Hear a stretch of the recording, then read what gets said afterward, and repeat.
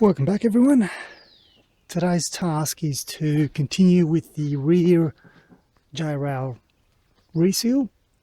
So from previous videos you would have noticed that I've finished this section. So now I'm going to continue on with this all the way down and across. Unfortunately this is one long piece. So for me to take this one off I'm going to have to remove that. But on the other side we're fortunate to have a stop there. So removing this jar rail will allow me to reseal as well, just as I've done before.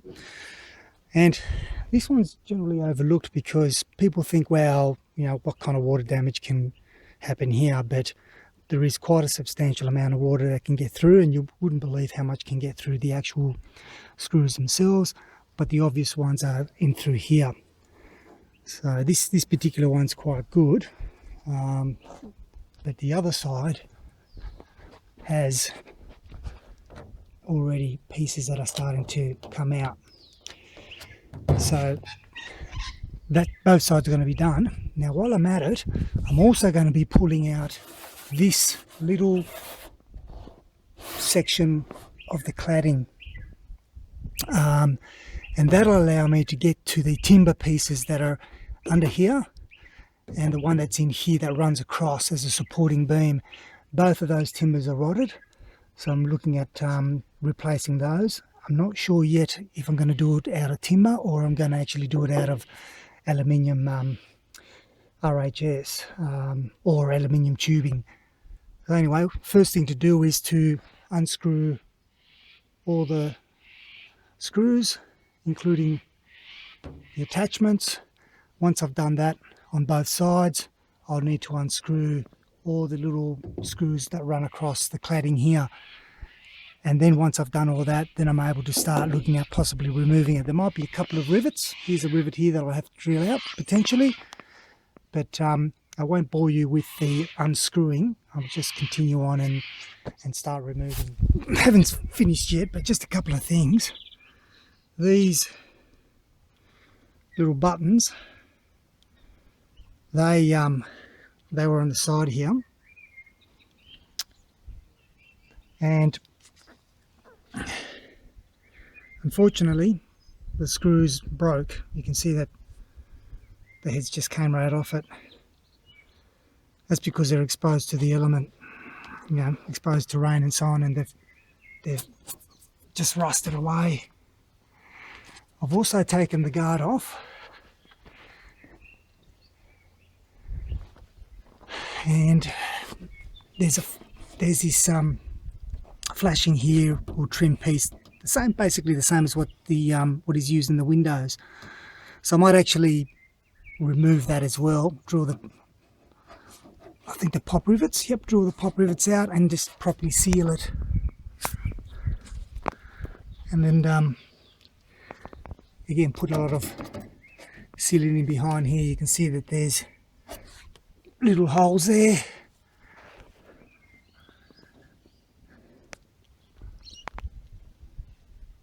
Anyway, I'll deal with that later. The other thing I forgot to mention is underneath here there's a whole lot of screws that I've got to take out as well. So all in all there's quite a bit. Okay, J-rail is off. Just using the tools to remove it, just gently tapping it out.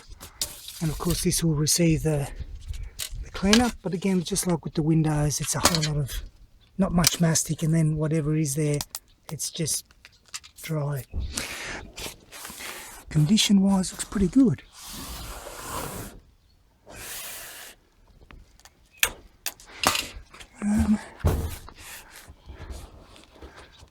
So here's where it joins.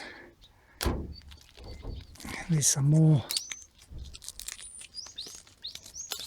dry mastic. I'll fix that up so that I'll see how that works. But anyway, as before,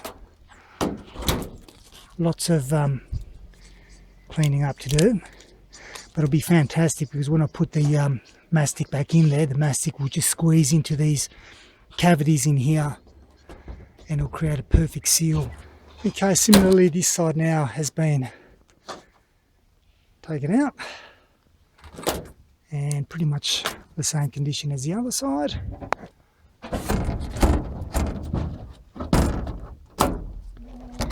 And we'll just, what I'm thinking of doing here is I'm going to probably remove this as well, just because I want to get the this J rail done too.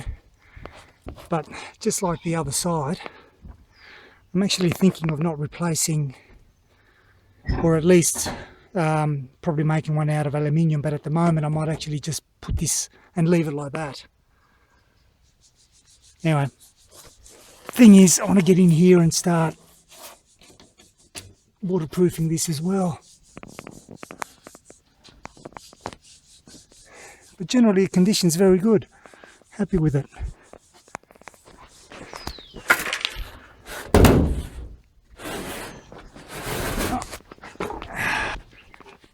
Okay, so this piece is now out, and hello inside. So now we've got to try to remove this piece here. It's okay. Oh, I see. There are little tiny nails in there. So that's the timber that I want to replace here. That one there. So I'll just have to go prying that out slowly with a tool, and I'm not sure how this one down here is held in place yet, so we shall see. Making progress. So those were the same two rivets that were on the other side. Here we go. And surprise! Actually, that's quite interesting. You can see how much the timber has rotted. There's basically nothing left here, and rot there, and there's nothing left pretty much on the other side. So now I've got to figure out what's holding. In fact, I can just probably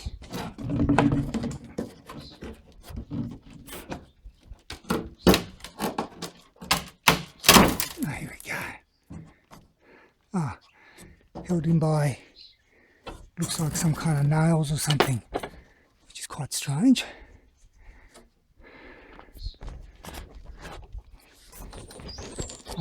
So this gigantic nail here. It's just a matter of pulling those out and the others. Okay, still trying to take off.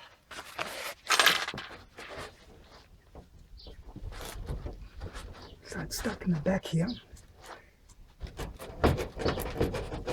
So pretty much everything is moving. I just need to loosen that centre one up here. There we go. Ah, right. Yep. There is a floor.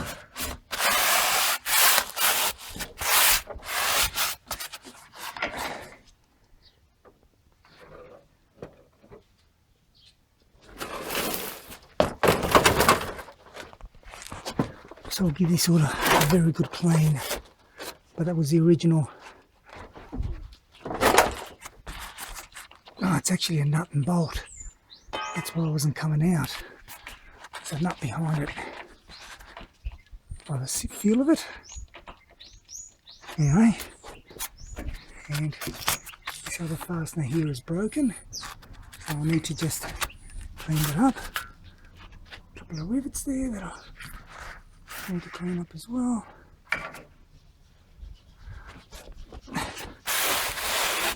All in all, there's another one here.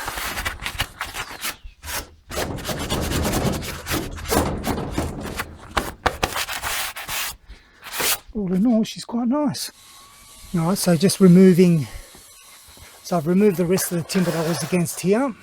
Now this is the bit that sits, so if we're looking at the other way, that sits against the chassis, and you can see how there's already starting to be oxidization or rot between the aluminium and the steel frame.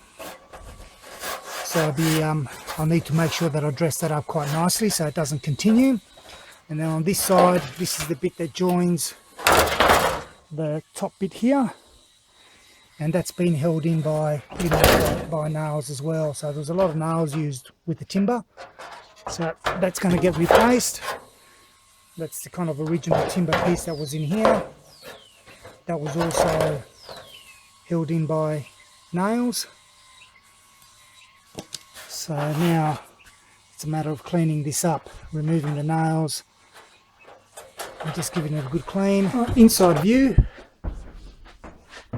Okay, so there's where that laps here. So there's that piece of timber that I need to replace that goes here, and then the other one that goes under here. So you can see it's all, look at this, it's like Swiss cheese there. Anyway, that's what happens with years of, modifications. Okay, I'm not sure if you can see this little stub there. That, would you believe it, is actually what's left of that. That's how much rot there's been. And obviously the original one is like the one over here that has kind of survived. And of course the other end over there somewhere is also disappeared. There's so three main nuts and bolts there, and pretty much all rusted away. So just as a bit of a recap, this is the timber that was between the upper sheet and the lower, and pretty much this was the only thing that was left on the base, which is almost like paper. So I've given the J-rails a bit of a clean-up, and we've also prepared the surfaces here.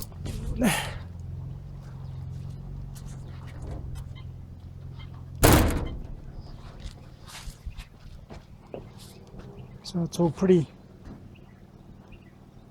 good, ready to rock and roll. It's not impeccably clean, but we've got the majority of the crap off. And here we have it on this side. And as well cleaned all the way down through there. It's just doing a little bit of panel beating, and to recap, there's been quite a bit of the odd aloe rot.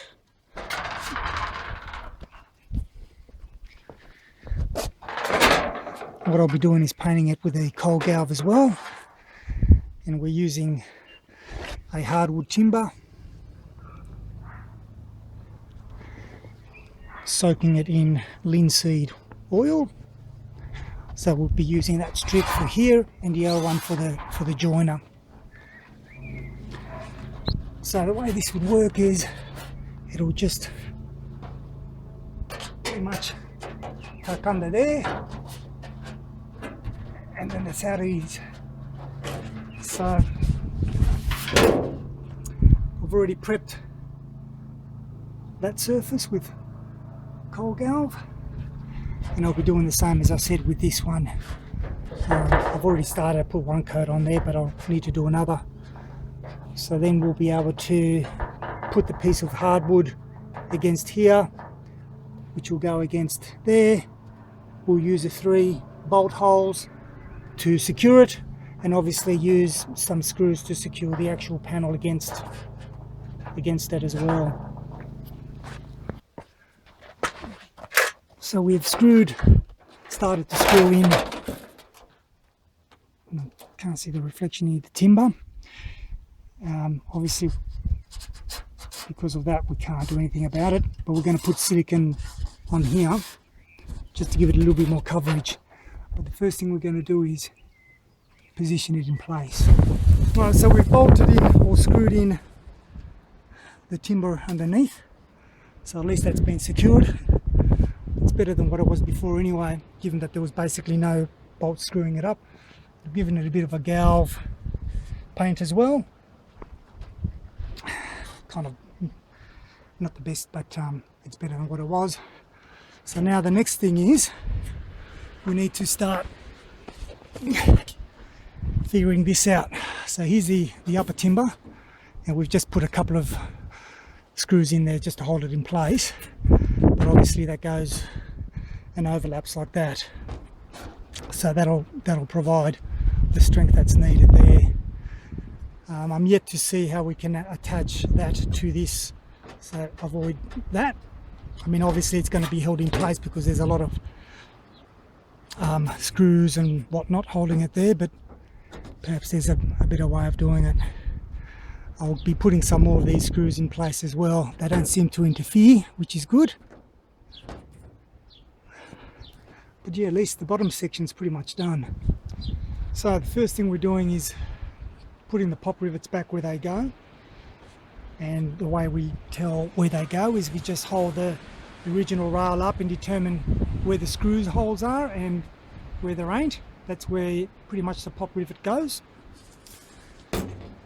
And so we'll just finish off down here in a minute, put a few more pop rivets, and then we'll focus on finally finishing this off.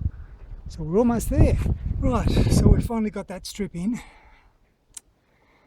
was a little bit of an issue. For some reason the holes weren't all lining up. I don't know why. I think next time, if I was to do this again, what I would do is I would actually align that lower sheet with the top sheet, screw this in, and then finish off on the bottom, because then that way you know you're fully aligned. And I'm pretty happy with that.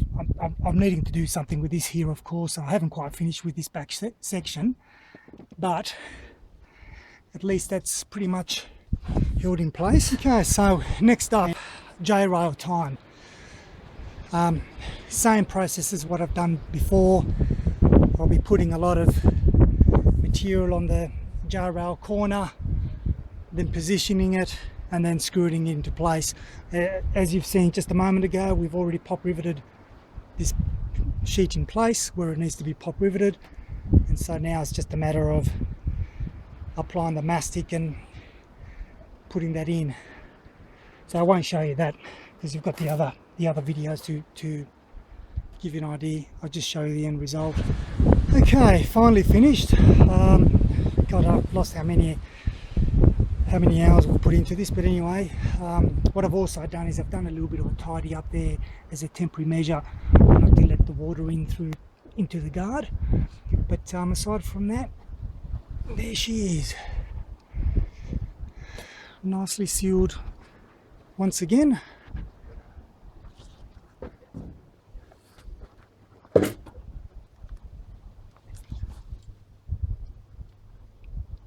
So we're happy with that. And underneath, much cleaner as well.